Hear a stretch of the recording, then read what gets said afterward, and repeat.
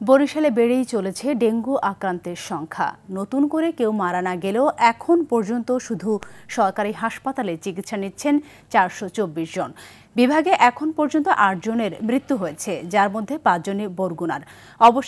অপরদিকে সর্বশেষ 136 জন আক্রান্তের মধ্যে 78 জনই বরগুনার। এ তথ্য জানিয়েছেন বরিশাল স্বাস্থ্য অধিদপ্তর। চিকিৎসকরা বলছেন, ডেঙ্গু প্রতিরোধে জনসচেতনতা তৈরি করতে হবে। ডেঙ্গুর লক্ষণ দেখা দিলে দ্রুত হাসপাতালে এসে চিকিৎসা নিতে হবে। এদিকে করোনায় 3 জন আক্রান্তের হওয়ার খবর পাওয়া গেছে।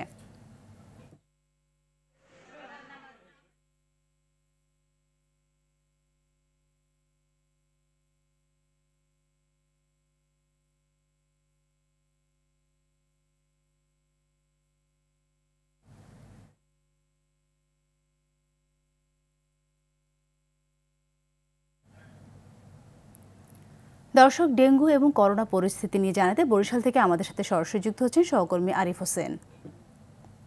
আরিফ, জানাবেন বরিশালের হাসপাতালগুলোতে ডেঙ্গু রোগীদের চাপ কেমন দেখতে পাচ্ছেন, আর করোনা পরিস্থিতি নিয়ে কি বলছেন সেখানকার চিকিৎসকরা?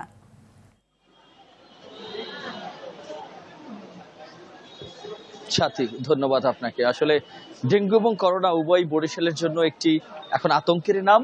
আর গোটা হসপিটাল জুড়ে কিন্তু যারা এসছেন এখানে তার 90% মানুষই কিন্তু ডেঙ্গু এবং করোনার আক্রান্ত হয়ে কিংবা তারা শনাক্ত হয়েছে কিনা সে লক্ষ্যেই পরীক্ষা নিরীক্ষা করার জন্য হসপিটালগুলোতে আসছে। একটু ছোট্ট করে দেখাতে চাই, বরিশাল হাসপাতাল যেহেতু কার্যক্রম কিছুক্ষণ আগে মাত্র শুরু হয়েছে এখানে স্বাস্থ্যসেবার, তো সুতরাং এখানে ধীরে ধীরে আসতে প্রচুর শুরু করেছে এবং বিগত দিনের চেয়ে রোগীর সংখ্যা কিন্তু অনেকটাই বাড়ছে। এখানে যারা টিকিট কাউন্টার টিকিট বিক্রি করে আমরা তাদের সাথে কথা বলি, তারা বলছেন যে আগে যে পরিমাণ টিকিট বিক্রি হতো এখন তার চেয়ে অনেক বেশি পরিমাণে টিকিট বিক্রি হচ্ছে এবং এর অধিকাংশই হচ্ছে কোভিড এবং ডেঙ্গু ডিএনএ যে পরীক্ষা করার জন্য। এবং প্যাথোলজি বিভাগের সাথে কথা বলেছি, তারা বলছেন যে প্রচুর পরিমাণে পরীক্ষা নিরীক্ষার জন্য আসছে।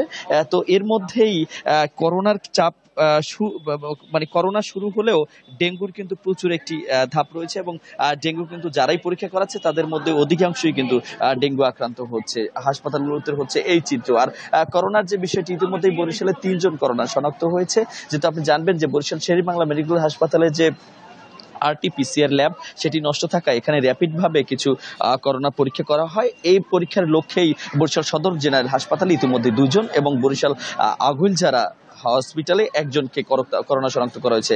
আর ডেঙ্গুর যে বিষয়টি সেটা হচ্ছে ডেঙ্গু প্রতিরোধে ইতিমধ্যেই বরিশাল সিটি কর্পোরেশন যিনি প্রশাসক রয়েছেন, আমরা গতকালকে দেখেছি তিনি ইতিমধ্যেই মশা নিধনে কেমিক্যাল এনেছেন, মশা নিধনের যে ঔষধ সেটি তিনি এনেছেন এবং আরো বিস্তারভাবে প্রভাব যেন না পড়ে বরিশাল সিটি কর্পোরেশন এলাকায় সাধারণ মানুষ যেন নির্বিঘ্নে চলাচল করতে পারে সে লক্ষ্যে আসলে তিনি কাজ করে যাচ্ছেন। তবে জেলার অন্যান্য জেলাগুলোতে এবং উপজেলাগুলোতে আসলে নিরাময় হবার জন্য কিংবা নিয়ন্ত্রণ করার জন্য তেমন কোনো পদক্ষেপ এখন দেখছি না।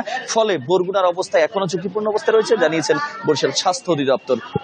সাথে এতটুকু ছিল এখন পর্যন্ত আমার কাছে। অসংখ্য ধন্যবাদ আপনাকে।